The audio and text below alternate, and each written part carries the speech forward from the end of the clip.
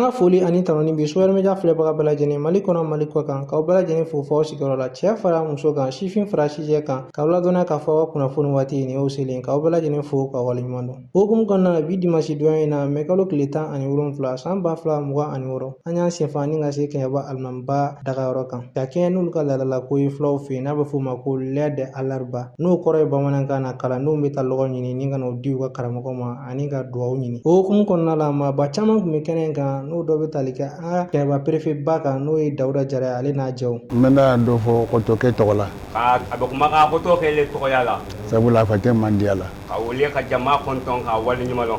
Hali bi fɛn dɔ le mu. Hali bi fɛn dɔ le mu. Mɔgɔ fɔlɔ mɛ n'a ka nin baara jumu ta. A ŋa ne bɛ taa mɔgɔ fɔlɔ min tɔ. An bɛ nakɔntɔn dɔ bɔ ye. O kɔntɔnni b'a bɔ ye. Dugawu b'a ye. Dugawu ba fana b'a ye. Ka bariko la ye. Ka bariko bila ye.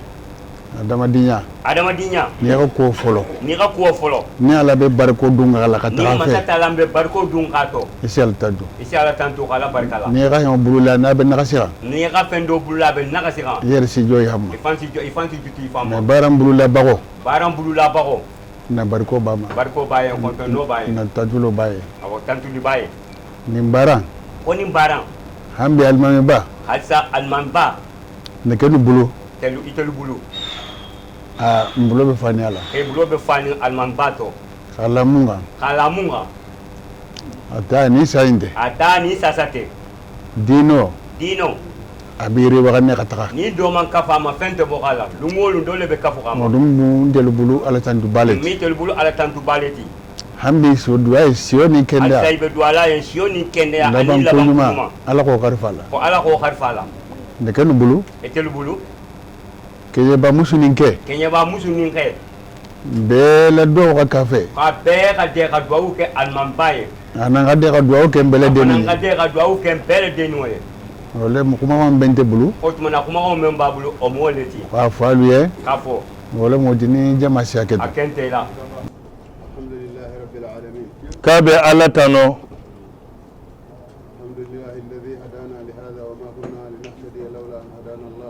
K'an bɛ ala tɔnɔ masa mɛn n'a y'an kanda kan kɛ silamɛw ye ni ala tun ka kanda tɛ an tun tɛ kɛ silamɛw ye.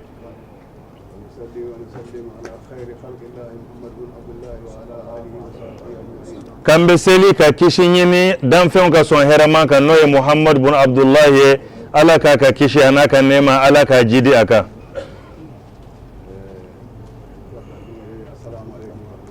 Ko tɛmɛlen ko k'a b'a fɔ assalamu alaikum wa rahmatullahi wa barakatuhu.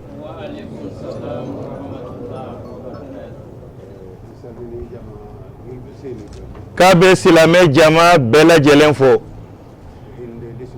Silamɛya tɔgɔya la. Adamadenya tɔgɔya la. Ɲɔgɔntaya tɔgɔya la. Ani sigiɲɔgɔnya tɔgɔya la. Ani kanuɲɔgɔnya tɔgɔya la. Ko nin bɛɛ lajɛlen kanu de nana ne ye ani sigiɲɔgɔnya ani silamɛya.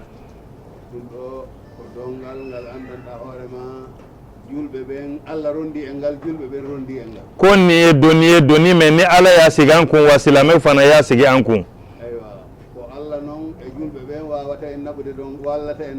Ko ala ni silamɛw olu de bɛ se k'an dɛmɛ mun kama doni ka se ka taa ka ɲa.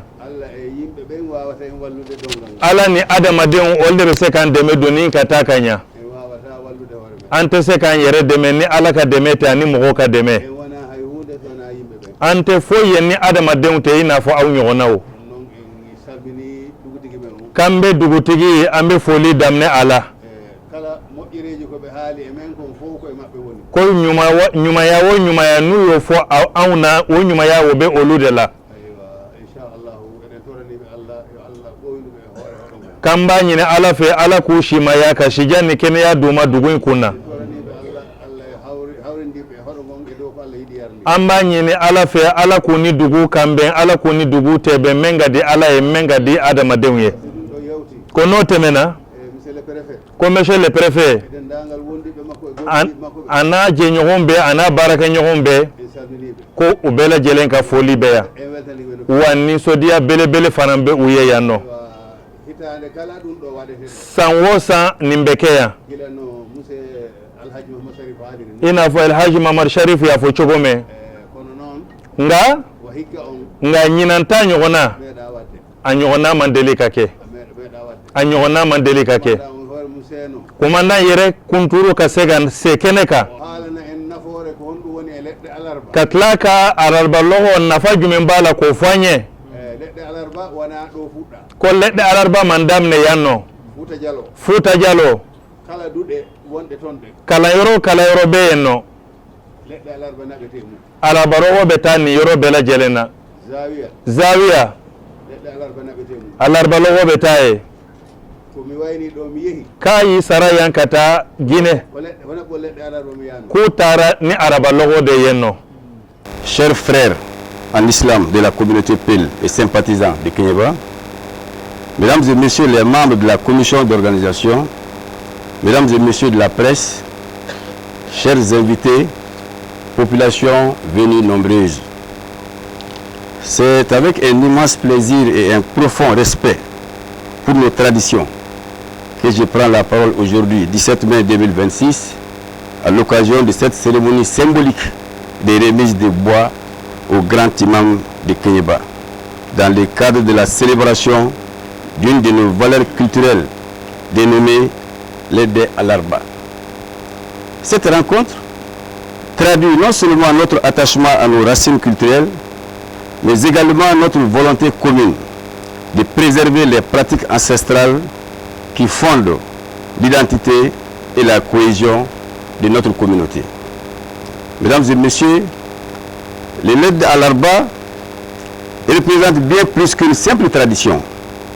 Il est un symbole de solidarité, de fraternité, de respect des autorités religieuses et de transmission des valeurs de génération en génération. À travers ces gestes de remise de bois, nous renouvelons notre engagement envers l'unité, le vivre ensemble et l'entraide communautaire, toutes choses dont le Mali a plus que jamais besoin.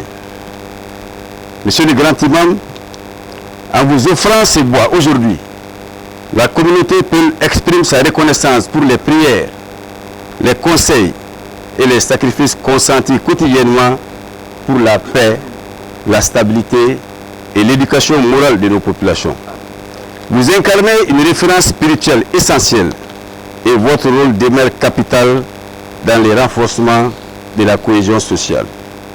Mesdames et messieurs, dans le contexte qui est le nôtre aujourd'hui, où notre pays est confronté à de nombreux défis, il est indispensable de promouvoir nos valeurs culturelles positives, capables de rapprocher les femmes et hommes de Kéniéba et du reste du Mali autour de l'essentiel, la paix, le respect mutuel et la solidarité.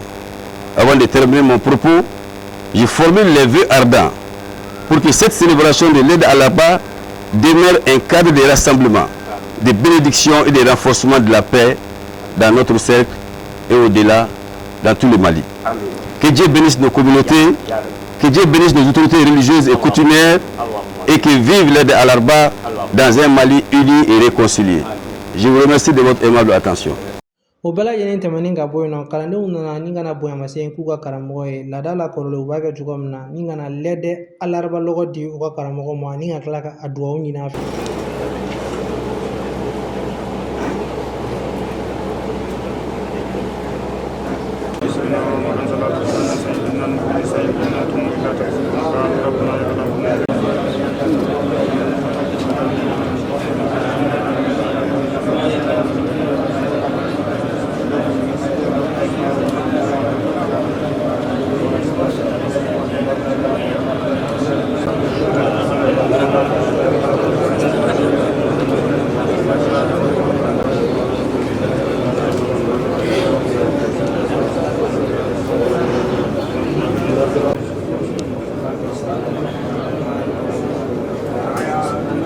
Ni jama ladekun ye fɛn min ye duwawu ɲini de don anw bɔra wula kɔnɔ de ka na yan an ye laada min to anw fɛ yen wula kɔnɔla la an nada an ko k'an bɛ o laada latili parce que duguba kɔnɔ sigi o man ka mɔgɔ si fili a yɛrɛ ma wode ya to anya fo mo ye kangal lo ni kanadi anga waliuma parce que kenya ba yang amba do lo ku manno donc wode ya to fem ba korodon a bebe giren akan mais hali minutun ta korodon parce que nya yara ka fo dow dedu barka nyinin dedu ni mo barka soro wajibi ibe mo nafa adiyare ibe do nafa agware ibe do ma nafa wode atu anyake beje fulaw awon ka lada dedu mais lada ni mo jera bebe dota la wode atu bi fula doronte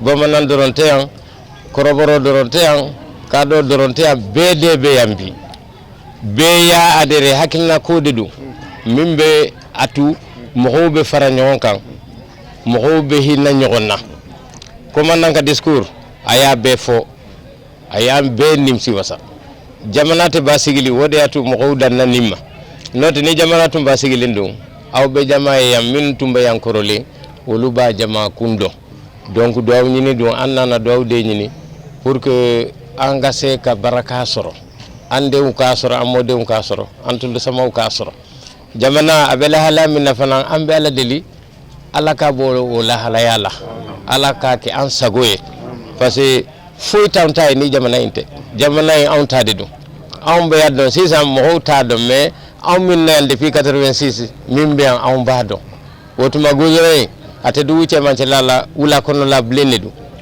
2009 village la doronde tumbe na fora ko 2009 ka na la bila sauf la doronde tumbili limbe en juin 2009 mais bi awyaye depuis ala nana ni walijuye duawu vraiment asabatira andun kala niye kenya ba ka sabati kenya ba ka yirwa kenya ba circle ka sabati aka yirwa kenya ba region kay region aka sabati aka yirwa mali mume abe ka sabati ka yirwa wode yatu ambe ninke sanwusa anya damna depuis 2021 kuma kala laba mimbe nebolo mbayira ka foko on se wara awya be ko min soro lañinan wo ñoko ma delikasiri sanwusa do de be fara laka ambe mo wele min tumbe sikalin eseni koyi tinya bala ou bien tinya tala u kadenke ne ka foko tinya bala wali u kadua abe me ka soro amanna be se kame comme ate se kame me ka foka billa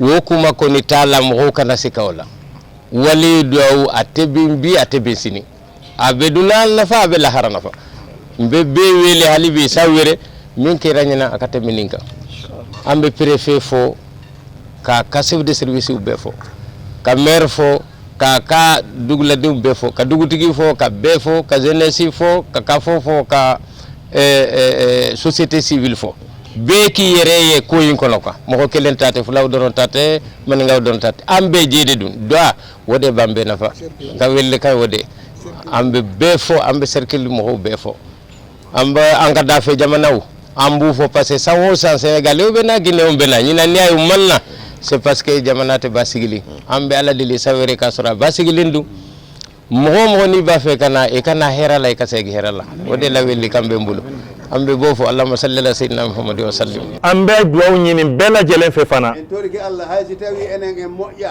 kamba nyini ala fe halna sorla an may kono mawbe men ben kan no moƴƴi nga an cogoro baw o kay ben don kadi mawbe mun no moƴƴi wol fanan coga cogoro baw kay ben don kadi mawbe mun no moƴƴi wol fanan kay yele fo sanfe wol kay karama ko be mabbe no moƴƴi o ka karamo o kay e din don hormaji ko horoma kama yulbe ben tama umobe tamjini yakarde be yakori do nden Allah wadan en silame o kelen don ka jigi menta ani dana ya ala ko kanye kala ko hulde Allah dandu ambe seran fengo fenye ala kan kishoma en ala sana mali an foi tambolo ni malite mali jeyde am malide antaye mali woni gamen malide ya anga duguye kala yiddo mali mauma ni be malife yo Allah yide ala ka kife ko doli wondi seraji men di peji wondi seraji men di dugu men nol be mali kere fe jamanawla dugu jaman e mana peji di pey nunu mali kere fe jamanaw kala yiddo mali no walla mali Allah yide walla mo no be mali fe be mali deme ala ka ku fe ala ku deme kala wallo kala ando mali mauma na banna malila wallo o aybe mali abe mali jugu deme yo Allah won hakkunde men e joomum ko ala ka do anna tigi mi nyogonce Allah jonnumo ko hilno o yeggita en ala ka ngania sega tigila mo yere mayenno